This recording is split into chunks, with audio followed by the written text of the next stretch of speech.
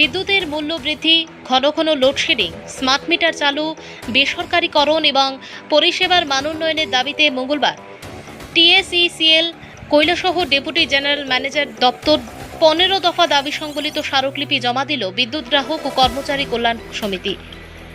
গৌরনগরে deputation দেবার পর সংগঠনের প্রতিনিধিরা কৈলাসহর প্রেস ক্লাবে সাংবাদিক সম্মেলন করেন।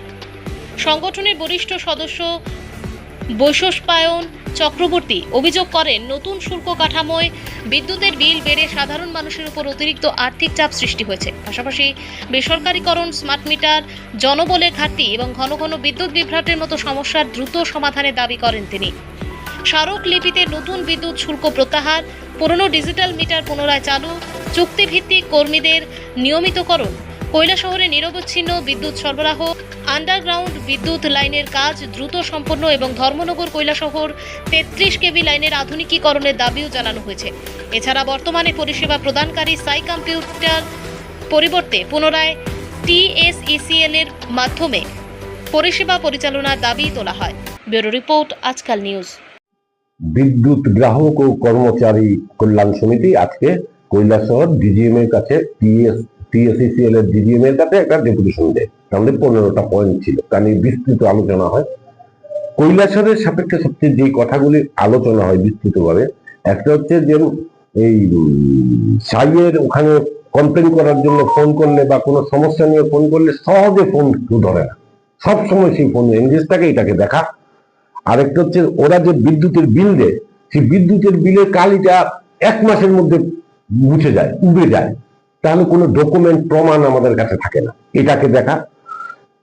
আরেকটা জিনিস হচ্ছে, হয়তো আমার বাড়ির তার নষ্ট হয়েছে, কানেকশনের তার, ওরা পয়সা ক্লেম করে, যেটা টিএসইসিএল আগে ক্লেম করতো না, কিন্তু এখন ক্লেম করে। কোনো কারো কাছে 1500, কারো কাছে 2000, এরকম ক্লেম করে।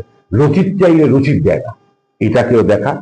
এবং ডেইলি রোজ যে পাওয়ার ডিসরাপশন হচ্ছে, ঘন ঘন পাওয়ার যাচ্ছে আসছে এবং ভোল্টেজ কম আছে, তাতে কিন্তু আমাদের বাড়ির যে এখন তো সবার বাড়িতে ইলেকট্রনিক অ্যাপ্লায়েন্সেস, তারও কিন্তু সমস্যা হয়।